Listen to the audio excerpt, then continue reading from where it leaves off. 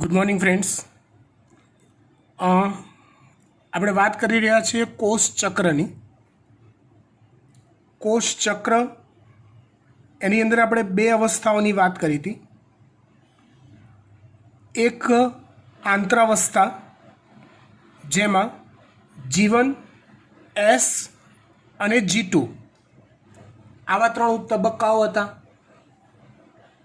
એક વિશિષ્ટ વાત છેલ્લે કરી ગયા હતા આપણે G0 તબક્કાની, કે જ્યારે કોષ વિભાજન અટકાઈ દેશે, બ્રેક લે છે, કોષ વિભાજન કરવાનું બંધ કરી દેશે, એ અવસ્થાને આપણે G0 અવસ્થા કીધી હતી. ઇન શોર્ટ, આંતરાવસ્થાની વાત પૂરી થઈ ગઈ. હવે આવે છે વિભાજન તબક્કો અથવા M તબક્કો, જેને સમસૂત્રી ભાજન પણ કહેવાય. એ જોઈએ એ પહેલાં એક બીજો પેરેગ્રાફ છે કે જે આ થિયરી સ્ટાર્ટ થાય પહેલાં આપેલો છે, એની ચર્ચા કરીએ. તો જુઓ, પ્રાણીઓમાં સમભાજન દૈહિક કોષોમાં એટલે કે 2N પ્રકારના કોષોમાં જ થાય છે. આનો અર્થ શું થાય? તો જુઓ,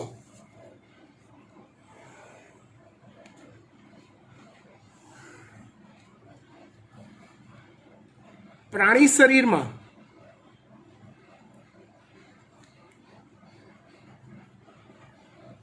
બે પ્રકારના કોષો હોય.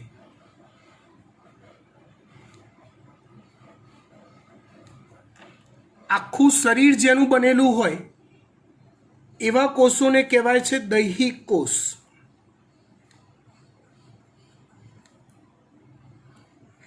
એ સિવાય બીજો પ્રકાર આવે છે પ્રજનન કોષ. આખું શરીર જેનું બનેલું છે એ કોષોને કહેવાય દૈહિક કોષો. શરીરનું કોઈ પણ અંગ, કોઈ પણ રચના, કોઈ પણ પેશી, એ બધા દૈહિક કોષોના જ બનેલા હોય. દેહ એટલે શરીર, એ શરીરની રચનામાં આવેલા કોષો એટલે દૈહિક કોષ. સમજો. એ સિવાય આવે પ્રજનન કોષ. નર હોય તો એના શરીરમાં શુક્રકોષ હોય, માદા હોય તો એના શરીરમાં અંડકોષ હોય. દૈહિક કોષમાં કેવું હોય? કોષના કોષ કેન્દ્રમાં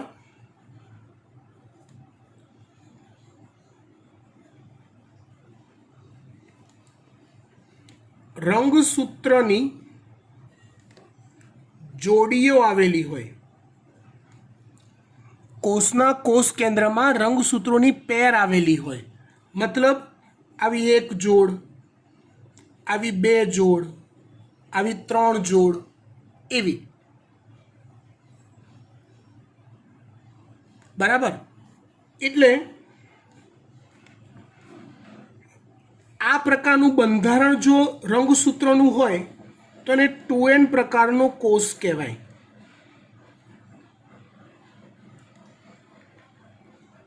જ્યાં N બરાબર જોડીઓની સંખ્યા, N બરાબર જોડની સંખ્યા. ચલો, હું મનુષ્યની વાત કરું તો મનુષ્યમાં એવું કહેવાય કે 46 રંગસૂત્ર છે. એક કોષમાં 46 રંગસૂત્ર છે, તમને ખબર છે. તો એ 46 રંગસૂત્રો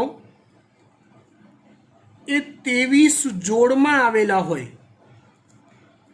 આવી એક જોડ, બે જોડ, ત્રણ જોડ, આવી કેટલી જોડ હોય મનુષ્યમાં? તો 23 જોડ હોય છે. સમજ્યા? એટલે માટે 2N, જ્યાં N બરાબર થાય 23, એટલે 23 દુ 46 રંગસૂત્રો થઈ જાય. કોની વાત કરી છે? મનુષ્યની.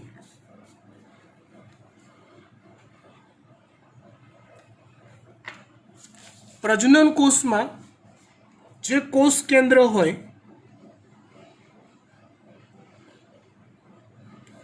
એમાં રંગસૂત્ર આવા હોય. લાઈક જોડી ના હોય, સિંગલ સિંગલ સિંગલ હોય, પેર ના હોય, એકલા એકલા હોય. સમજ્યા? એટલે એવું કહેવાય કે પ્રજનન કોષોમાં રંગસૂત્રોની સંખ્યા એકલવાયી હોય એટલે એને એન પ્રકારનો કોષ કહેવાય. કેવો કોષ કહેવાય? એન પ્રકારનો. એટલે પ્રજનન કોષમાં જો મનુષ્યની વાત કરું તો મનુષ્યના પ્રજનન કોષમાં એન રંગસૂત્રો હોય, એટલે કે 23 રંગસૂત્રો હોય, જોડીમાં આવેલા હોય નહીં. અહીંયા જે તમને વાત કીધી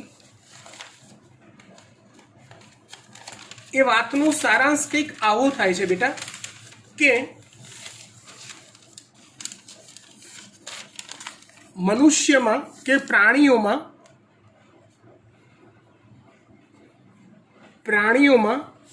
સમસૂત્રી ભાજન ફક્ત 2n પ્રકારના જ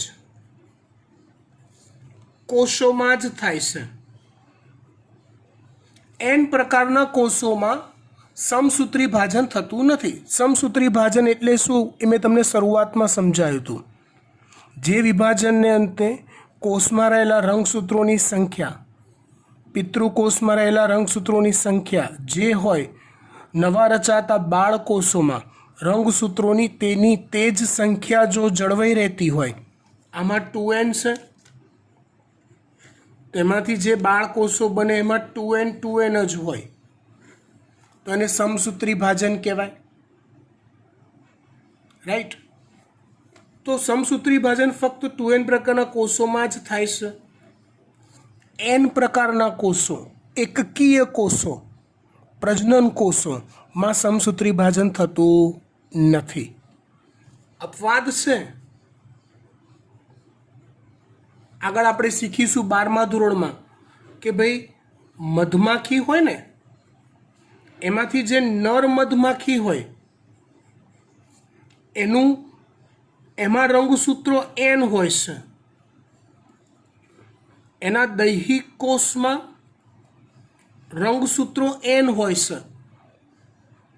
નોર્મલી દૈહિક કોષમાં રંગસૂત્રો 2n હોય, પણ નર મધમાખી એ અપવાદ છે, એમાં રંગસૂત્રોની સંખ્યા n છે. તો એ n કોષોમાં પણ સમભાજન થાય છે.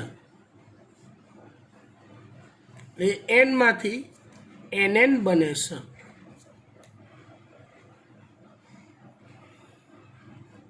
રાઈટ? ઇન શોર્ટ ફરીવાર વાંચીએ આપણે. પ્રાણીઓમાં સમભાજન એટલે કે સમસૂત્રી ભાજન દૈહિક કોષોમાં એટલે કે 2n પ્રકારના કોષોમાં જ થાય છે. છતાં થોડાક અપવાદ સાથે એકકીય કોષોમાં પણ સમભાજન થાય છે. એકકીય કોષો હોય એ પણ સમભાજન કરે ક્યાંક ક્યાંક. દાખલા તરીકે નર મધમાખી. ડન. વનસ્પતિમાં n અને 2n, એકકીય અને દ્વિકીય, એમ બંને પ્રકારના કોષોમાં સમભાજન થાય છે, થઈ શકે છે. તમને એકતા મેડમે વર્ગીકરણવાળા વનસ્પતિમાં વર્ગીકરણની અંદર એકવિધ દ્વિવિધ ચક્ર શીખવાડ્યું હશે. યાદ છે? એકવિધ દ્વિવિધ ચક્ર. તો એની અંદર સમભાજન થાય છે n પ્રકારના કોષોમાં. એની સાયકલ જોઈ લેજો. સમભાજન થાય છે. રાઈટ? ઓકે. હવે વાત કરીએ આપણે m તબક્કો અથવા સમસૂત્રી ભાજન તબક્કો. પેલું ચક્ર હતું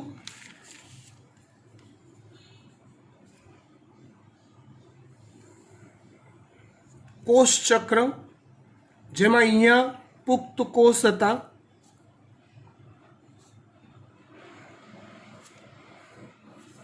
એમાંથી બાળકોષ બન્યા હતા.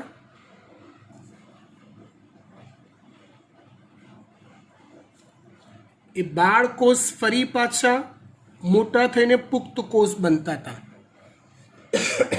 આને કોષ ચક્ર કહેતા હતા આપણે. આ જે અવસ્થા છે એ આંતરાવસ્થા છે, જેમાં ઓલા ગાળા આવે G1 S અને G2 G1 અને S. ચલો હવે આપણે આ તબક્કો શીખવાનો છે જેને M તબક્કો કહેવાય છે.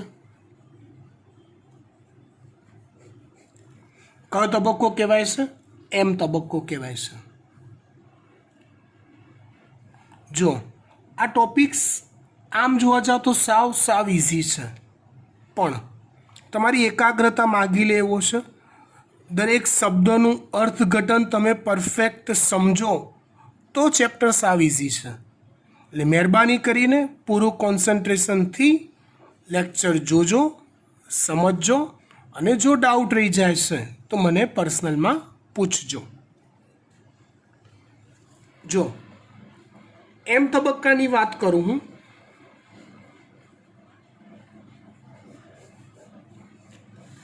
તો એ M તબક્કામાં કંઈક આવું થાય છે. આપણે પહેલાં દેશી ભાષામાં સમજીએ છીએ. આ એક કોષ છે, એની અંદર આ એક કોષ કેન્દ્ર છે.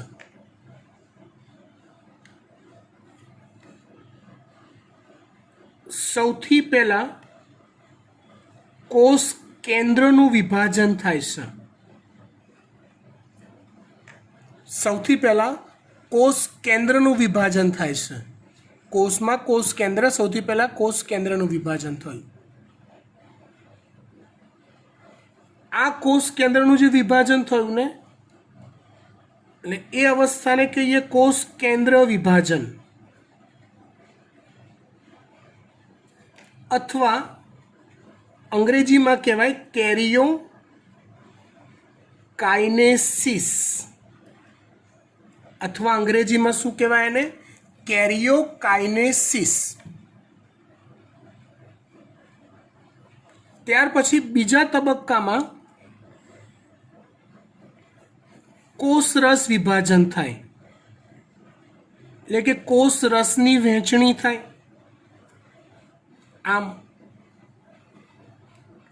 ગુજરાતી કોષરસ વિભાજન, અંગ્રેજી સાઇટોકાઇનેસિસ.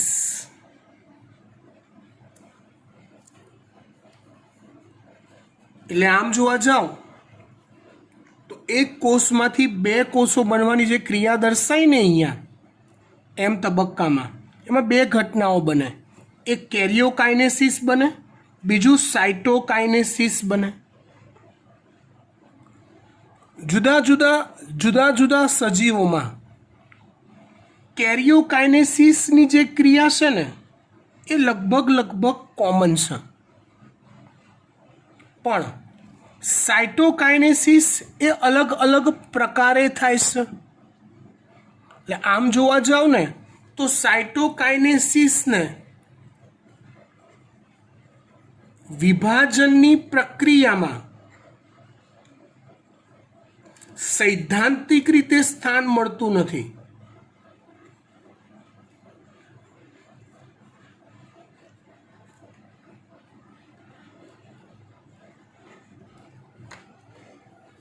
મતલબ જે સિસ્ટમ છે એ સિસ્ટમ એ કોષ કેન્દ્ર વિભાજન સાથે સંકળાયેલી છે. કોષરસ વિભાજન તો એક અલગ પ્રક્રિયા છે જે થઈ જાય છે પ્રેક્ટિકલી, અલગ સજીવમાં અલગ પ્રકારે થઈ જાય છે, પણ એ સિસ્ટમની મુખ્ય પ્રક્રિયા નથી. મુખ્ય પ્રક્રિયા કઈ છે તો કે કેરિયોકાઇનેસિસ છે. રાઈટ. હવે આપણે વાત કરીએ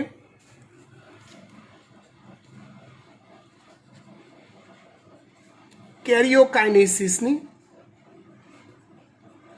અથવા એને કહેવાય કોષ કેન્દ્ર વિભાજનની. આ પ્રક્રિયા એક સળંગ પ્રક્રિયા છે. કેવી પ્રક્રિયા છે? સળંગ, નોન સ્ટોપ ચાલતી હોય એવી. આમ છતાં પરફેક્ટ સમજ પડે એના માટે આ પ્રક્રિયાને અલગ અલગ 4 તબક્કાઓમાં વહેંચી દીધી છે. બાકી આમ તો પ્રક્રિયા કેવી છે આખી સળંગ જ, પણ એને 4 અલગ અલગ તબક્કાઓમાં વહેંચી દીધી છે. કયા 4 અલગ અલગ તબક્કાઓ? તો એક છે પૂર્વાવસ્થા, એક છે પૂર્વાવસ્થા.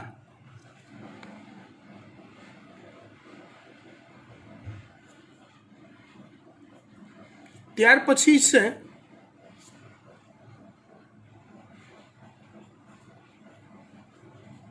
ભાજનાવસ્થા.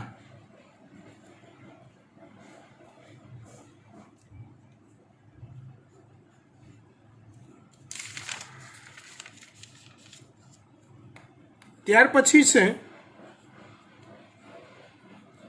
ભાજનોત્તરાવસ્થા. પૂર્વાવસ્થા, ભાજનાવસ્થા, ભાજનોત્તરાવસ્થા.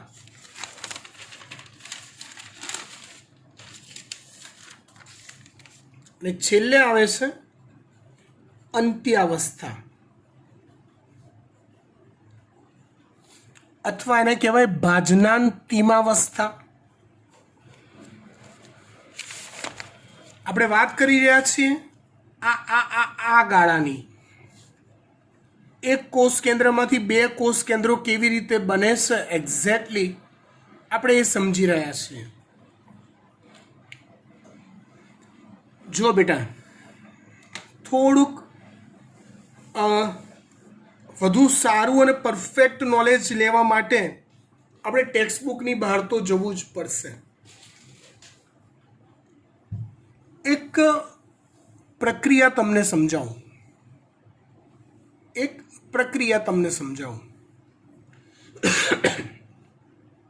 આપણે થોડી કલ્પના બી કરવી પડશે, એમાં આપણું ઇમેજિનેશન નાખવું પડશે. મમ્મી ઘરે રોટલી બનાવે છે. આપણે ત્યાં હશે કદાચ કોક ઉમદા છોકરી કે જેને અત્યારથી રોટલી બનાવતા આવડતી હશે, બાકી તો ભણવામાં ધ્યાન હોય. મમ્મી ઘરે રોટલી બનાવતી હશે, પણ એની રેસીપી ભલે બનાવતા ના આવડે, પણ મમ્મી શું કરે છે એ એક્ઝેક્ટ ખબર હોય, હે ને? તો જુઓ, આ બધું શીખીએ ને એ પહેલાં આપણે રોટલી બનાવતા શીખી જઈએ. મમ્મી શું કરે તો કે પહેલાં લોટ લેશે. હું ધારો કે અહીંયા લઉં છું, મમ્મી લે છે 200 ગ્રામ લોટ આશરે. પછી અંદર જે બીજું બધું મટીરિયલ નાખતા હો જરૂરી હોય એ બધું, પણ એ તો નાખે. પછી અંદર પાણી એડ કરે છે જરૂરિયાત અનુસાર. પછી એમાંથી મમ્મી આવી એક કણક બનાવે છે, એક ઓલું પિલ્લું બનાવે મોટું. એ પિલ્લામાંથી મમ્મી આવા ગોળ ગોળ બોલ્સ બનાવે છે, જેને આપણે લુવા અથવા ગુલ્લા કહીએ છીએ, જેને વણીને મમ્મી રોટલી બનાવે છે. હવે મારો સવાલ સમજો ધ્યાનથી. જો બેટા, આ વાત ખબર પડી ગઈ તો થિયરી પરફેક્ટ આવડશે, ડિટેલમાં પાક્કી ખબર પડશે. હું તમને કહું કે બેટા લુવા ગણતો, તો તમે કહેશો 1 2 3 4 5 6 7, સર 7 રોટલી બનશે. સરસ, તમારું ગણિત સારું છે, ખબર પડે છે વાત. હું તમને એમ કહીશ કે બેટા લોટ ગણતો, તો તમે લોટ ગણી શકશો, તમે વજન કરી શકશો, પણ ગણી શકશો કેટલો લોટ છે? 1 લોટ, 2 લોટ, 3 લોટ? ના. તમારે શું કરવું પડ્યું? એ લોટનું ઘનીકરણ કરવું પડ્યું. આ પ્રોસિજર માટે હું નામ આપું છું ઘનીકરણ, એટલે એકત્રીકરણ કરવું પડ્યું, આમ ભેગું કરવું પડ્યું. એવું જ થયું ને, લોટમાં જે કણ કણ જુદા હતા, આપણે પાણી ઉમેરીને કણને ભેગા કરી દીધા. ખબર પડી વાત? ઓકે. પછી એક આવું મોટું કણક બનીને એમાંથી લુવા પાડ્યા. હવે આ લુવામાં ટોટલ વપરાયેલો લોટ કેટલો હશે? તો કે 200 ગ્રામ જ હશે. ટોટલ વપરાયેલો લોટ કેટલો હશે આ લુવામાં? તો કે 200 ગ્રામ જ વપરાયો હશે. નવો તો એડ કર્યો નથી. પાણી છે તો પાણી તો અલગ મટીરિયલ છે. હવે એવી એક કલ્પના કરીએ આપણે કે આપણી પાસે એવી કેપેસિટી છે કે લુવાનું વિસ્તૃતીકરણ કરી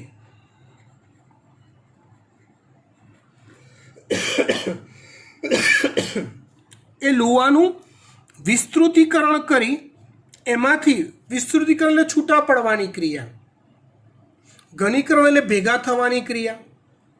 એનું વિસ્તૃતીકરણ કરી આપણે એમાંથી ફરી પાછો લોટ બનાવી શકીએ છીએ જે 200 ગ્રામ હશે.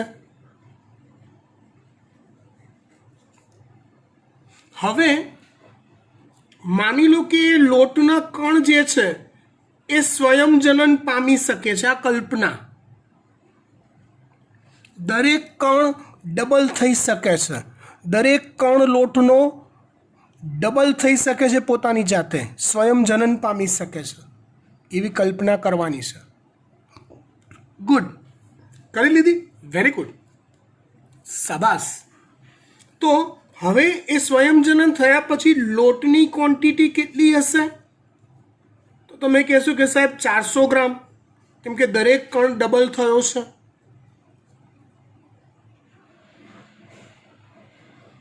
ખબર પડી વાત? હવે એ 400 ગ્રામ લોટમાંથી ફરી પાછું હું ઘનીકરણ કરું છું અને એમાંથી ફરી પાછી કણક બાંધું છું. આના કરતાં કણક ડબલ થઈ જશે અને દેખાય એવી રીતે હું આના 7 જ ભાગ પાડું છું, જે આગળ પાડ્યા હતા એવા. પણ એ દરેક ભાગ આ લુવા કે ગુલ્લા કરતા કેવી સાઈઝના હશે? તમે કહેશો સાહેબ ડબલ. પણ નંગ કેટલા? અહીંયા હતા એટલા જ, 7, તો આ 7 જ છે.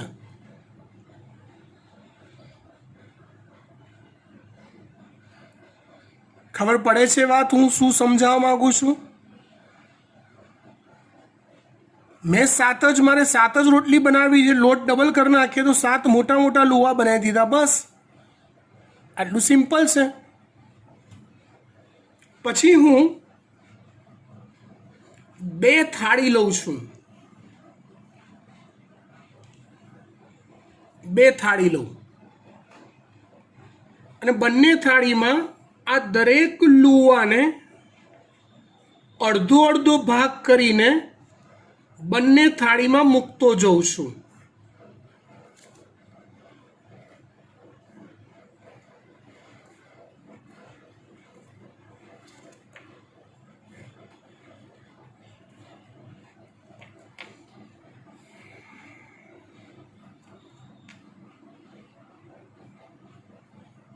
લુવાના ટુકડા કર્યા,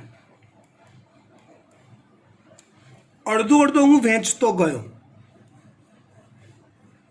એટલે હવે એ 2 ભાગમાં વહેંચાઈ ગયું. હવે ફરી પાછું હું આનું વિસ્તૃતીકરણ કરું.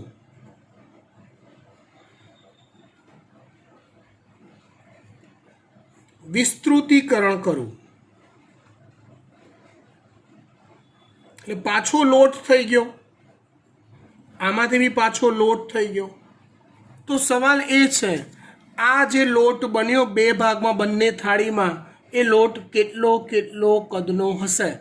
તમે કહેશો સાહેબ 200 ગ્રામ જ હોય ને, આમાંય 200 ગ્રામ હોય.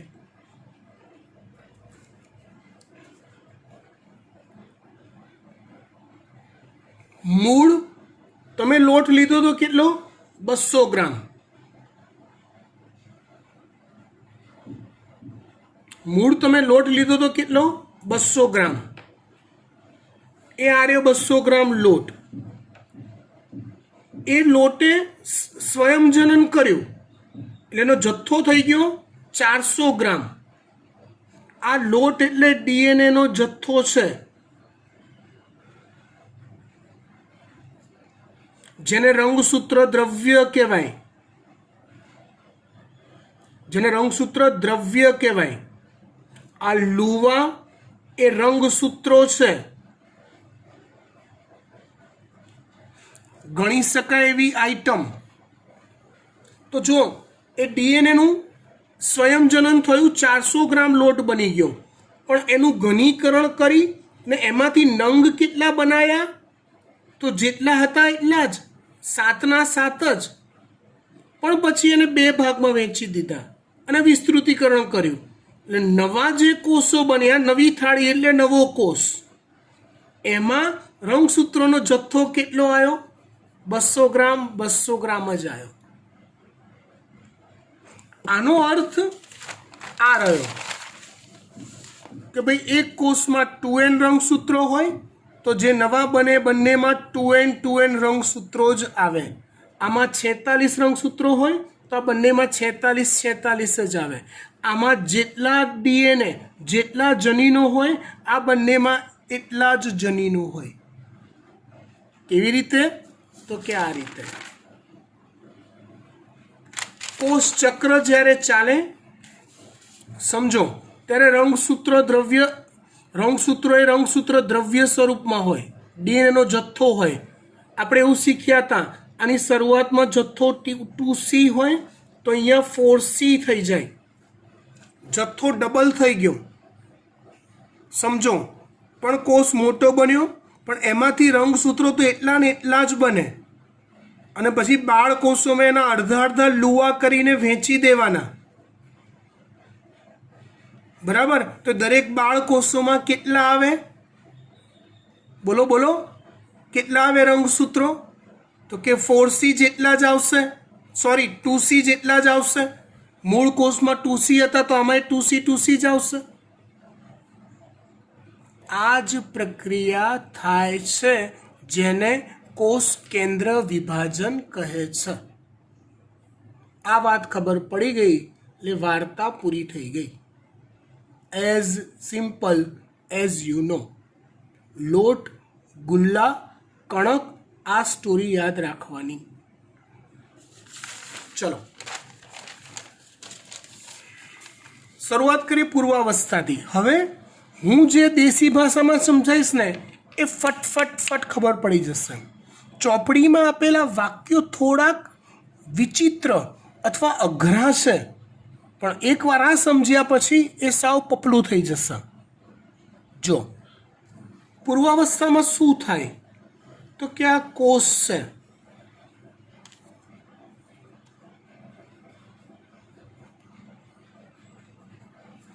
એમાં આવેલું કોષ કેન્દ્ર છે.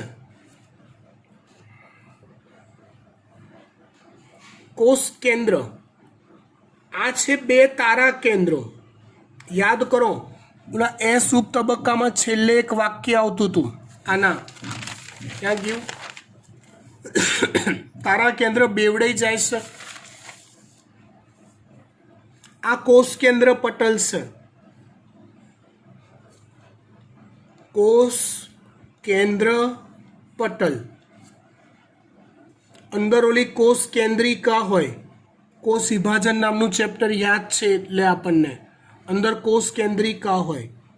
પૂર્વાવસ્થામાં રંગસૂત્રો, એક જ મિનિટ હો, લાલ પેન ક્યાં ગઈ? હા, પૂર્વાવસ્થામાં રંગસૂત્રો એ આવા લોટ સ્વરૂપમાં હોય. એટલે કે રંગસૂત્ર દ્રવ્ય સ્વરૂપમાં હોય, લોટ સ્વરૂપમાં અથવા રંગસૂત્ર દ્રવ્ય સ્વરૂપમાં હોય.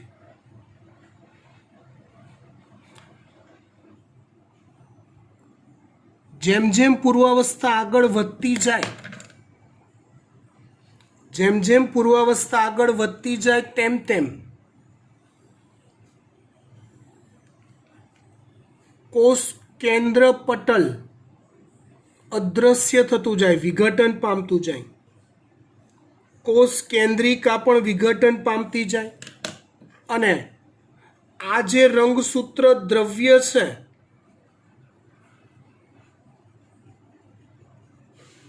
એ રંગસૂત્ર દ્રવ્યનું ઘનીકરણ થતું જાય. ઘનીકરણ લોટમાંથી કણક, લોટમાંથી કણક. સમજ પડી? એટલે અહીંયા કણક નામની અવસ્થા નથી આવતી, સીધા લુવા અથવા સીધા ગુલ્લા જ બને છે. બરાબર? એ ઘનીકરણ થતું જાય એટલે રંગસૂત્ર દ્રવ્ય આવું ધીમે ધીમે સ્પષ્ટ થતું જાય છે.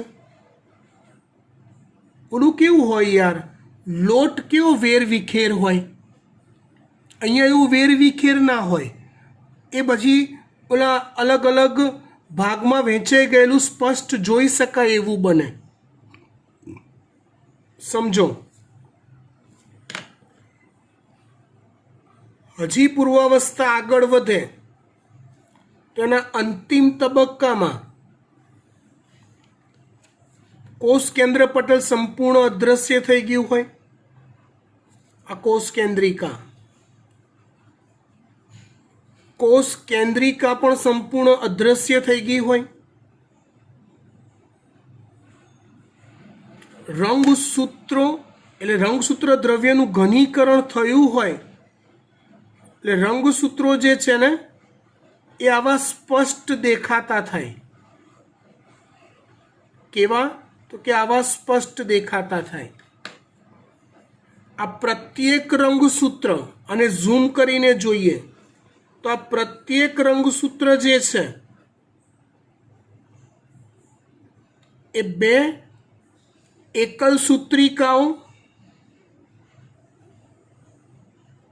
આ એક અને આ બે, અને એમને જોડતા સેન્ટ્રોમિયર નું બનેલું હોય.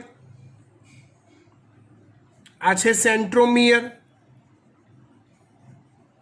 એવું સ્પષ્ટ થઈ જાય છે.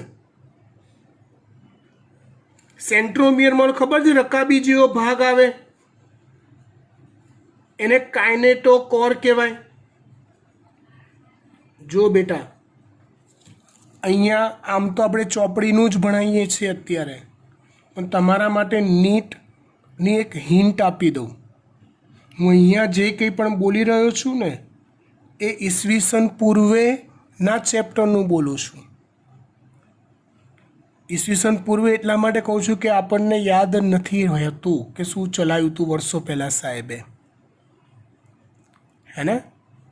એટલે જુઓ, અહીંયા હું સેન્ટ્રોમિયર બોલ્યો, કાઇનેટોકોર બોલ્યો, રંગસૂત્ર બે એકલ સૂત્રિકાઓનું બનેલું હોય છે એવું બોલ્યો. જો એ તમને યાદ છે તો જાતે ને જાતે પોતાની પીઠ થાબડો કે વાહ બેટા તું તો સ્માર્ટ છે. અને જો યાદ નથી આવતું તો ઓલું કોષ અને કોષ રચનાવાળા ચેપ્ટરની છેલ્લી થિયરીઓ જોઈ લો. હંમેશા આવું જ કરવાનું. જ્યારે લેક્ચરમાં કોઈક આગળનો કન્સેપ્ટ આવતો હોય અને એ તમને યાદ ના હોય, યાદ ના આવ્યો, તો એને ગોખવા કરતાં પહેલાં આગળનો ટોપિક એકવાર નજર નાખી દેવાની. તો એકસાથે બધું યાદ રહેશે. એકસાથે બધું યાદ રહેવું એનું નામ જ નીટ છે. ઓકે, વેલ, તો આવું થાય છે.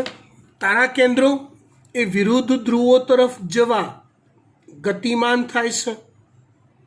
જે અહીંયા કાટખૂણે ગોઠવાયેલા હતા એ ધીમે ધીમે વિરુદ્ધ ધ્રુવો તરફ જઈ રહ્યા છે. એ વિરુદ્ધ ધ્રુવો તરફ જાય ત્યારે પોતાની અંદરથી આવી સૂક્ષ્મ નલિકાઓ સર્જે છે. પોતાની અંદરથી આવી સૂક્ષ્મ નલિકાઓ સર્જે છે. એ સૂક્ષ્મ નલિકાઓને તારા કિરણો કહેવાય છે.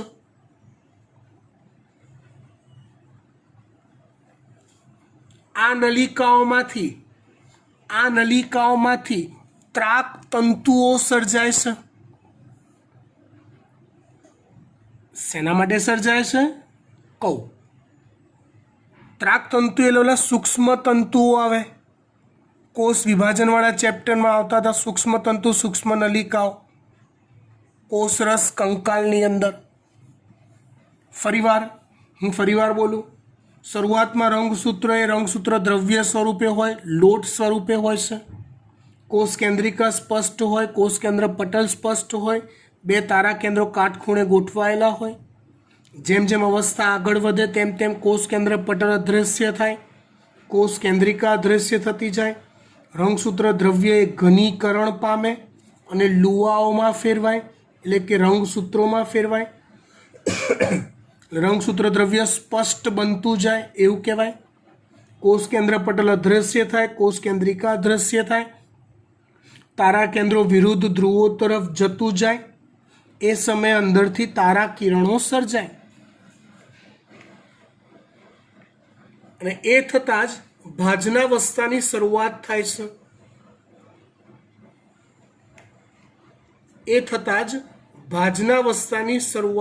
છે. જેમાં વિરુદ્ધ ધ્રુવ એટલે આને પૃથ્વી ધારી લેવાની. તો પૃથ્વીમાં ઉત્તર ધ્રુવ આ દક્ષિણ ધ્રુવ એવું માટે વિરુદ્ધ ધ્રુવો શબ્દ વાપર્યો છે. વિરુદ્ધ ધ્રુવો તરફ પહોંચતા જાય છે એમ અંદરથી આવા ત્રાક તંતુઓ સર્જાતા હોય છે. કયા તંતુઓ હું બોલ્યો? ત્રાક તંતુઓ, અથવા એને દ્વિધ્રુવીય ત્રાક કહેવાય. બંને તારા કેન્દ્રમાંથી આવું સર્જાય. તમે તારા કેન્દ્રની થિયરી યાદ કરી હોય કોષ વિભાજનમાં તો આવે, કોષ રચનામાં તેમાં આવે છે. કોષ વિભાજનમાં અગત્યનો ભાગ ભજવે છે. પછી શું થાય? અહીંયા રંગસૂત્રો હોય બધા, આ બધા આર્યા આવા બધા ગમે ત્યાં વેરવિખેર ગોઠવાયેલા હોય કોષમાં. પછી શું થાય?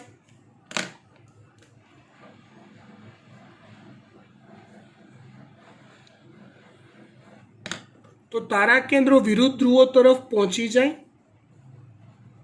અને પછી એના ત્રાક તંતુઓ સેન્ટ્રોમિયરના કાઇનેટોકોર સાથે જોડાઈ જાય. એના ત્રાક તંતુઓ સેન્ટ્રોમિયરના કાઇનેટોકોર સાથે જોડાઈ જાય. આ રીતે મતલબ આ એક રંગસૂત્ર લઉં,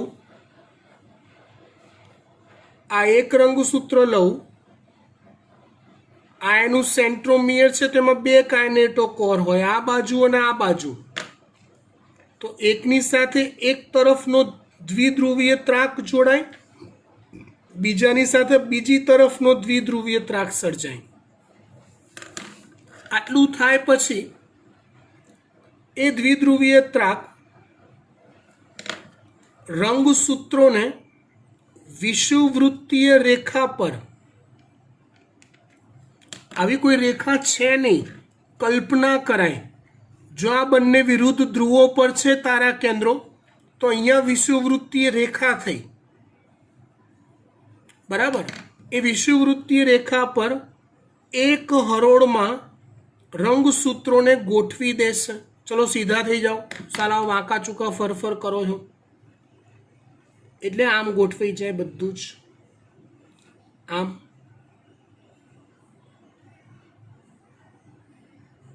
આપ કન્ડિશનમાં આવી ગયા. જ્યાં રંગસૂત્રો એક હરોળમાં ગોઠવાય ને એને વિષુવવૃત્તીય રેખા અથવા ભાજન તલ કહેવાય છે. એ કાલ્પનિક જે રેખા બની ને, એ કાલ્પનિક રેખાને વિષુવવૃત્તીય રેખા અથવા ભાજન તલ કહેવાય છે. કે જ્યાંથી વિભાજન થશે કોનું? રંગસૂત્રોનું. જુઓ ભાઈ જુઓ, ફરી પાછા લોટ પર આવી જાઓ. લઈ જાઉં, થોડીક વાર પછી લઈ જાઉં. આ ભાજનોત્તરાવસ્થા શીખવાડીને લઈ જાઉં. કોષમાં જ્યારે રંગસૂત્રોનો અભ્યાસ કરવાનો હોય તો એ ભાજનાવસ્થામાં જ એ અભ્યાસ સ્પષ્ટ થઈ શકે છે, કેમ કે રંગસૂત્રો એના અદ્દલ પ્યોર સ્વરૂપમાં ખાલી ભાજનાવસ્થામાં જ હોય છે. ચલો, ભાજનોત્તરાવસ્થા, તો એમાં શું થાય? તો કે એમાં દ્વિધ્રુવીય ત્રાકનું સંકોચન થાય છે, જેમાં દ્વિધ્રુવીય ત્રાકનું સંકોચન થાય છે. એટલે આ સેન્ટ્રોમિયર સ્થાનેથી રંગસૂત્ર તૂટે છે અને આવી એકલ સૂત્રિકા, અહીંયા ધ્યાન આપજો, એ આ રીતે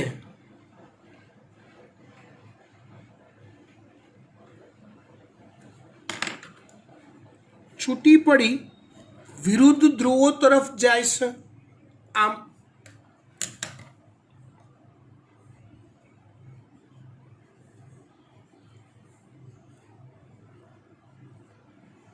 હકીકતમાં આ છૂટી પડેલી એકલ સૂત્રિકા એ આવનારા નવા બાળકોષ માટે તો રંગસૂત્ર જ છે, કેમ કે આ 200 ગ્રામ જ છે. લોટવાળી વાત યાદ કરો તો જુઓ, અહીંયા એસમાં 2C 4Cમાં ફેરવાયું હતું. લોટનો જથ્થો બમણો કરી દીધો હતો, જથ્થો બમણો કર્યો હતો. પછી એમાંથી અહીંયા રંગ ઘનીકરણ થઈને રંગસૂત્રો બન્યા. પૂર્વાવસ્થામાં ઘનીકરણ થઈને રંગસૂત્રો બન્યા પૂર્વાવસ્થામાં, પણ રંગસૂત્રોની સાઇઝ ડબલ થઈ ગઈ, મોટા કદના લુવા બની ગયા, અને પછી 2 નાના નાના સરખા લુવા કરી 2 કોષોમાં વેચવા માટે આ ધંધો કર્યો. ખબર પડી? આને કહેવાય ભાજનોત્તરાવસ્થા. ચલો, અંત્યાવસ્થામાં શું થશે?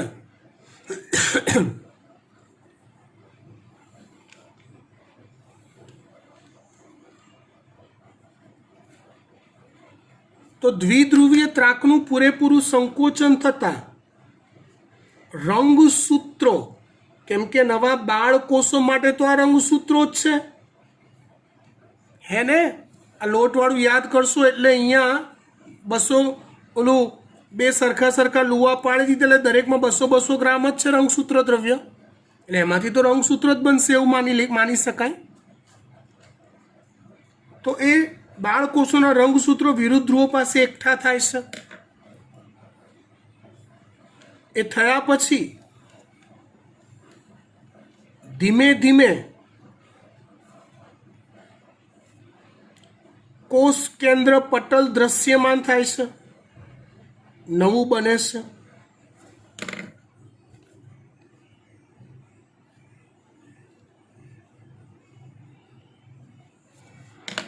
પાછી કોષ કેન્દ્રિકા દેખાવાની શરૂઆત થાય છે, અને આ રીતે છેલ્લે એક જ કોષમાં 2 સ્પષ્ટ કોષ કેન્દ્રો રચાય છે. એક જ કોષમાં 2 સ્પષ્ટ કોષ કેન્દ્રો રચાય છે, જેને કેરિયોકાઇનેસિસ પૂરું થયું એવું કહેવાય છે. જેને કેરિયોકાઇનેસિસ પૂરું થયું એવું કહેવાય છે. કોષ કેન્દ્ર વિભાજન પૂરું થયું. ત્યાર પછી આવે છે કોષરસ વિભાજન. ત્યાર પછી આવે છે કોષરસ વિભાજન.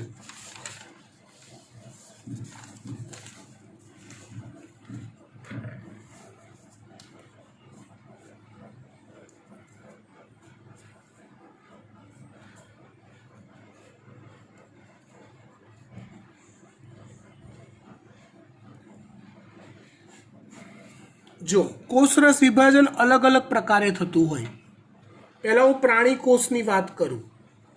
આપણા કોષોમાં આપણે પ્રાણી કોષ કહેવાઈએ, જેમાં એક જ કોષમાં આવા 2 કોષ કેન્દ્રો બનેલા હોય.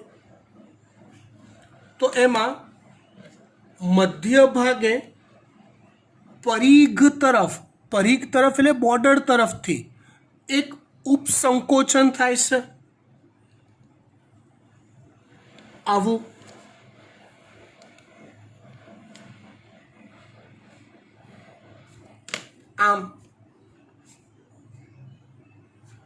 આમ થાય. આ કે ઓલું ફૂલેલો ફુગ્ગો હોય ને, તમે વચ્ચેથી આમ પકડો એને આમ કરીને ફૂલેલા ફુગ્ગાને, તો અડધો ભાગ આમ અડધો ભાગ આમ, એનું ઉપસંકોચન કેવું આગળ વધે એવું થાય ને ધીમે ધીમે ધીમે અંદરની તરફ આગળ વધતું જાય અને એક કોષ આવા બે કોષોમાં વહેંચાઈ જાય. હા, જે બી કોષીય અંગિકાઓ દ્રવ્યો છે બધું સરખા ભાગે વહેંચી લેવાય અને એક કોષમાંથી બે બાળ કોષો બની જાય. આ થયું કોષરસ વિભાજન. ટેકનિકલી આમાં સાયન્ટિફિકલી કશું થયું નહીં, ખાલી બે ભાગલા પાડી દીધા બસ. વનસ્પતિ કોષ આપણે લઈએ. વનસ્પતિ કોષમાં કેવું હોય છે તો કે બહાર સેલ્યુલોઝની બનેલી કોષ દિવાલ હોય છે,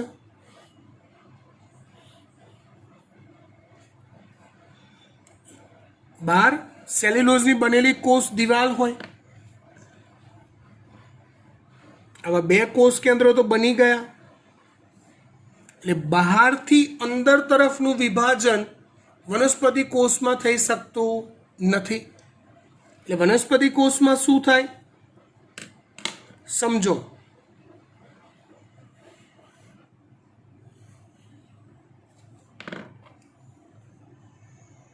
તો વનસ્પતિ કોષમાં પહેલેથી જ એક આવી પૂર્વ પ્રેરિત રચના સર્જાય, મધ્યમાં કે કેન્દ્રમાં સર્જાય. એ રચના ભવિષ્યનું મધ્ય પટલ બનશે. મધ્ય પટલ એટલે શું તો યાદ કરો, બે પાસેના વનસ્પતિ કોષો હોય તે કોષોની કોષ દિવાલોની વચ્ચે કેલ્શિયમ પેક્ટેટનું બનેલું મધ્ય પટલ હોય છે. આ રીતે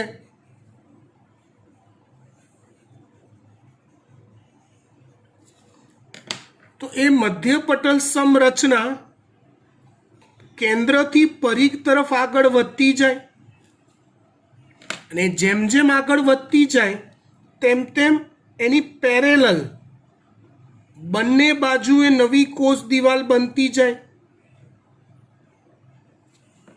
અને એ જ્યારે આમ મધ્ય પટલ ધડાક દઈને તોડી નાખે બધું વિસ્તરીને, ત્યારે બંને કોષો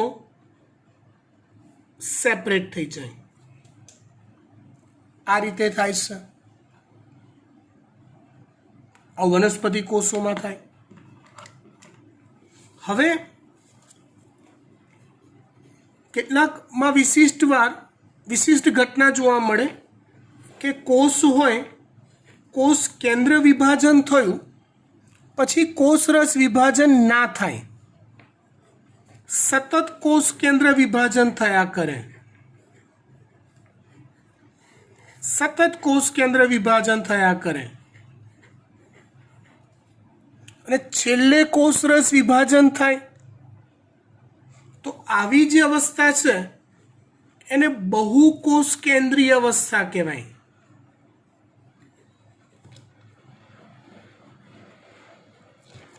આગળ આપણે ભણીશું 12મા ધોરણમાં, નારિયેળનું જે પાણી હોય ને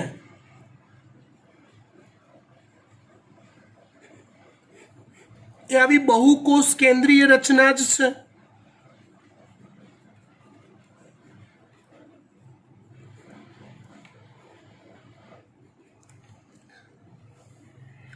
બરાબર, ચલો સમજવાનું પૂરું થઈ ગયું. હવે આપણે ખાલી ને ખાલી ટેક્સ્ટબુકની લેંગ્વેજ વાંચીશું અને એમાં જો કોઈ ક્વેરી પેદા થશે તો ફરી પાછું આ પેજ પર આપણે આવીશું. ડન? ચલો લેટ્સ સ્ટાર્ટ. એમ તબક્કો કોષ ચક્રનો નાટકીય તબક્કો છે. નાટકીય તબક્કો એટલે વારે વારે બદલાઈ જતું હોય એવું, એક જગ્યાએ એક પ્રકારનું ટકે નહીં એવું નાટક કર્યા કરે. અડધો કલાક પહેલાં જોયો તો કંઈક અલગ અવસ્થા હોય, પછી કંઈક અલગ અવસ્થા હોય, એવું. જેમાં કોષના બધા જ ઘટકોનું એકત્રીકરણ થાય છે, બધા ઘટકો ભેગા થાય છે. એમ તબક્કો એક સળંગ પ્રક્રિયા છે, પરંતુ અભ્યાસની સરળતા માટે તેને કોષ કેન્દ્ર વિભાજનની 4 અવસ્થાઓમાં વિભાજિત કરી શકાય છે. કોષ કેન્દ્ર વિભાજનની 4 અવસ્થાઓમાં વિભાજિત કરી શકાય છે. કઈ 4 અવસ્થાઓ? પૂર્વાવસ્થા, ભાજનાવસ્થા, ભાજનોત્તરાવસ્થા, અંત્યાવસ્થા. રાઈટ? ચલો વાત કરીએ આપણે પૂર્વાવસ્થાની. પૂર્વાવસ્થા એ એમ તબક્કામાં કોષ કેન્દ્ર વિભાજનની પ્રથમ અવસ્થા છે. હા, પહેલા પૂર્વાવસ્થા જ આવે ને. એસ અવસ્થામાં, આંતરાવસ્થાની એસ અવસ્થામાં બનતા નવા ડીએનએના અણુઓ બની ગયા છે, પણ એકબીજાથી અલગ પડતા નથી. લોટ 200માંથી 400 જુદા હોતા નથી, પરંતુ એકબીજા સાથે વીંટળાયેલા જ હોય છે. તમે એને અલગ પાડી શકતા નથી. રંગસૂત્રીય દ્રવ્યોના ઘનીકરણની શરૂઆત એ જ પૂર્વાવસ્થાની ઓળખ છે. લોટ છે, લોટમાંથી બધું ભેગું થવાની શરૂઆત થાય, અલગ પારખી શકાય એવું જે ક્રિયાને ઘનીકરણ કહેવાય. રંગસૂત્રીય ઘનીકરણ દરમિયાન રંગસૂત્રીય દ્રવ્ય સ્પષ્ટ થવા લાગે છે, જોઈ શકાય એવું. રંગસૂત્રીય દ્રવ્ય રંગસૂત્રોમાં કન્વર્ટ થાય છે. તારા કેન્દ્ર કે જેનું દ્વિગુણન આંતરાવસ્થાના એસ તબક્કામાં થઈ ગયેલું હતું, તે હવે કોષના વિરુદ્ધ ધ્રુવો તરફ ખસવાની શરૂઆત કરે છે. તારા કેન્દ્રો તે કોષના વિરુદ્ધ ધ્રુવો તરફ ખસવાની શરૂઆત કરે છે.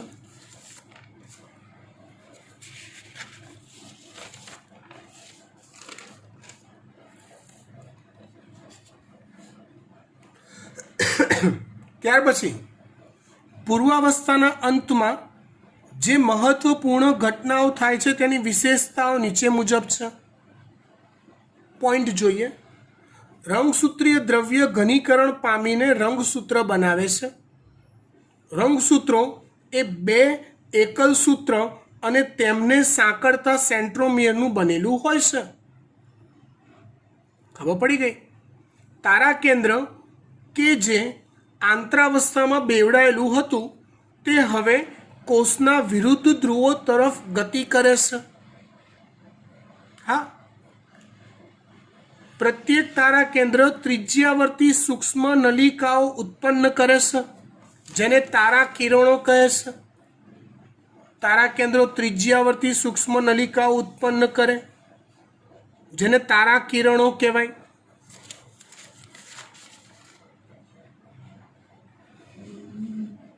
બે તારા કિરણો દ્વિધ્રુવીય ત્રાક સાથે જોડાઈને સમભાજનિક પ્રસાધન રચે છે. બોલો, હવે આવા શબ્દો આપે તો તમે તો ગાંડા જ થઈ જાઓ ને. સમભાજનિક પ્રસાધન. બોલો, પ્રસાધનનો અર્થ થાય રચના.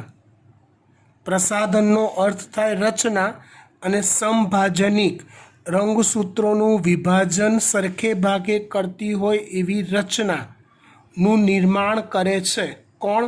તારા કેન્દ્રોમાંથી સર્જાતા દ્વિધ્રુવીય ત્રાક. રાઈટ? પૂર્વાવસ્થાના અંતમાં ગોલ્ગી કાય, અંતઃકોષરસજાળ, કોષ કેન્દ્રિકા અને કોષ કેન્દ્ર પટલ જેવી રચનાઓ અદૃશ્ય થાય છે.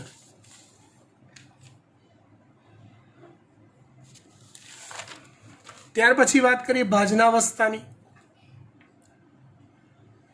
કોષ કેન્દ્ર પટલના સંપૂર્ણ વિભાજન બાદ કોષ કેન્દ્ર પટલ પૂરેપૂરું અદૃશ્ય થઈ ગયા પછી સમભાજનની બીજી અવસ્થાની શરૂઆત થાય છે, જેને ભાજનાવસ્થા કહે છે. આ અવસ્થામાં રંગસૂત્રો કોષના કોષરસમાં ફેલાઈ જાય છે. રંગસૂત્રો કોષના કોષરસમાં ફેલાઈ જાય છે. આ રીતે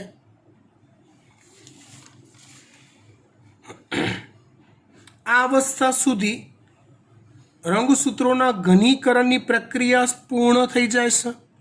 એટલે રંગસૂત્રો સ્પષ્ટ પારખી શકાય એવા જે પરફેક્ટ લોટનું એક કણી રહેતી નથી, બધા ગુલ્લા બની જાય પરફેક્ટ, અને માઇક્રોસ્કોપમાં તેનું સ્પષ્ટ નિરીક્ષણ કરી શકાય છે. હમણાં જ કીધું, રંગસૂત્રોનો અભ્યાસ કરવો હોય માઇક્રોસ્કોપમાં તો ભાજનાવસ્થામાં જ કરી શકાય.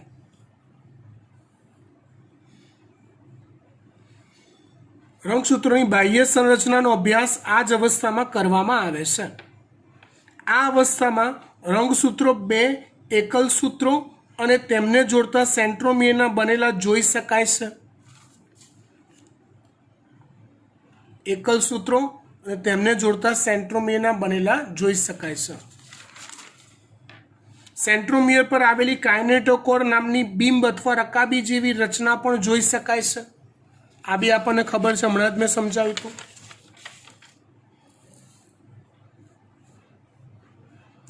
આ રચના સૂક્ષ્મ નલિકાઓ કોની? તારા કેન્દ્રની સૂક્ષ્મ નલિકાઓ દ્વારા બનેલા ત્રાક તંતુઓને રંગસૂત્ર સાથે જોડવા માટેનું સ્થાન છે. ત્રાક તંતુઓ રંગસૂત્રો સાથે જોડાય તો સેન્ટ્રોમિયરના કાઇનેટોકોર સાથે જોડાય છે. આ વાક્ય કોષ વિભાજનવાળા ચેપ્ટર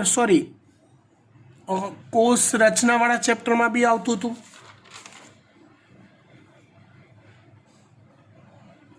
ત્રાક તંતુઓ રંગસૂત્રોના સેન્ટ્રોમિયર સાથે જોડાઈને રંગસૂત્રોને કોષના મધ્ય વિસ્તારમાં ગોઠવે છે.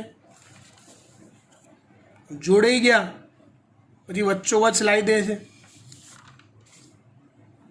પ્રત્યેક રંગસૂત્રનું એકલ સૂત્ર એક ધ્રુવ તરફના ત્રાક તંતુ દ્વારા પોતાના કાઇનેટોકોર વડે જોડાઈ જાય છે, જ્યારે તેનું બીજું એકલ સૂત્ર ત્રાક તંતુ વડે પોતાના કાઇનેટોકોર સાથે વિરુદ્ધ ધ્રુવથી જોડાયેલ હોય છે. આ રંગસૂત્ર છે તો એક બાજુ એક ધ્રુવ સાથે, બીજી બાજુ બીજા ધ્રુવ સાથે જોડાયેલ હોય. આ રીતે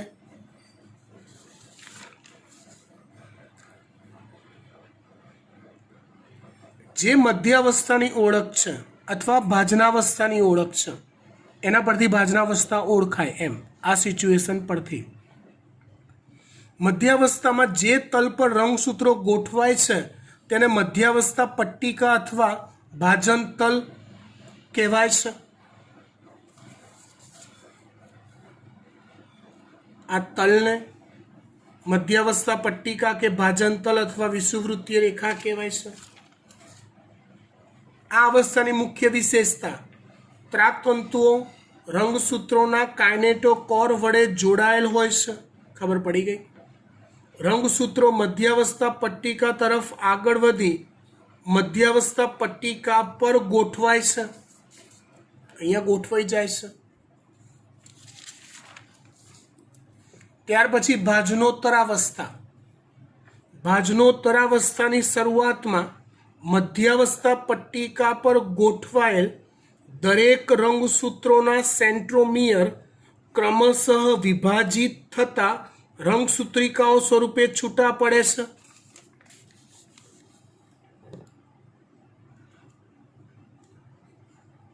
દ્વિધ્રુવીય ત્રાકનું સંકોચન થતાં સેન્ટ્રોમિયરથી રંગસૂત્ર તૂટે અને રંગસૂત્રિકા સ્વરૂપે છૂટા પડે, જે કોષ વિભાજન બાદ નવા બાળ કોષ કેન્દ્રનું રંગસૂત્ર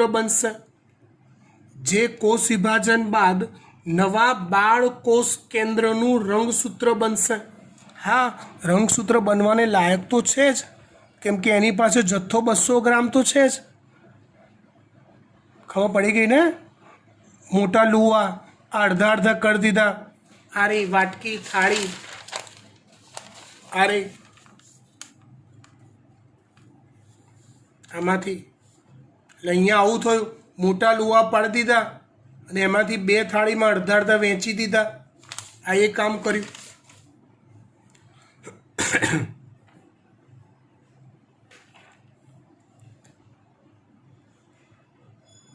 આ છૂટી પડેલી રંગસૂત્રિકાઓ વિરુદ્ધ ધ્રુવો તરફ સ્થળાંતરિત થવાની શરૂઆત કરે છે. રંગસૂત્રો વિરુદ્ધ ધ્રુવો તરફ પહોંચે છે. આ ઘટનામાં વિરુદ્ધ ધ્રુવો તરફ ખેંચાણ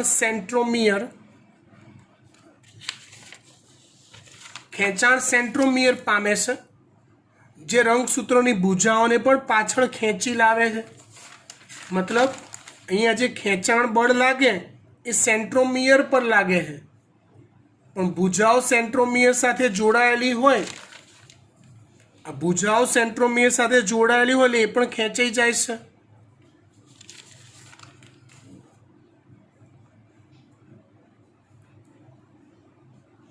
ભાજનોત્તરાવસ્થાની વિશેષતા: સેન્ટ્રોમિયરનું વિભાજન અને રંગસૂત્રિકાનું અલગીકરણ. યસ, રંગસૂત્રિકાનું વિરુદ્ધ ધ્રુવો તરફ ખસવું. ડન. વાત કરીએ અંત્યાવસ્થાની. કોષ કેન્દ્ર વિભાજનની અંતિમ અવસ્થાની શરૂઆતમાં રંગસૂત્રો વિરુદ્ધ ધ્રુવો તરફ પહોંચી ગયા છે. તે વિસ્તરણ પામે છે અને પોતાની સ્વતંત્રતા ગુમાવી દેશે. મતલબ હવે પાછું દ્રવ્ય ભેગું થતું જાય છે. ગુલ્લામાંથી ફરી પાછું લોટ બનતો જાય છે. વિસ્તૃતીકરણ શબ્દ આવ્યો, જુઓ, વિસ્તરણ પામે છે. હવે તે સ્વતંત્ર રંગસૂત્ર સ્વરૂપે જોવા મળતા નથી. તેના રંગસૂત્ર દ્રવ્ય બને છે. બંને ધ્રુવો બાજુ એક સમૂહની જેમ એકત્રિત થઈ જાય છે. વિશેષતાઓ: રંગસૂત્રો વિરુદ્ધ ધ્રુવો તરફ એકત્રિત થઈ જાય છે અને તે તેઓની સ્વતંત્ર ઓળખ ગુમાવી દે છે. પ્રત્યેક ધ્રુવ પર રંગસૂત્ર સમૂહોની આજુબાજુ કોષ કેન્દ્ર પટલનું નિર્માણ થાય છે, જે બે બાળ કોષ કેન્દ્રો બનાવે છે. કોષ કેન્દ્રિકા, ગોલ્ગી પ્રસાધન, ER અંતઃકોષરસજાળનું પુનઃનિર્માણ થાય છે. અહીંયા કોષ કેન્દ્ર વિભાજન પૂરું.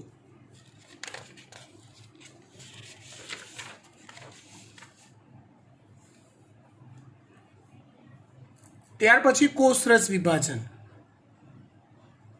કોષરસ વિભાજન આમાં જે સમજાયેલું એ જ છે, બરાબર.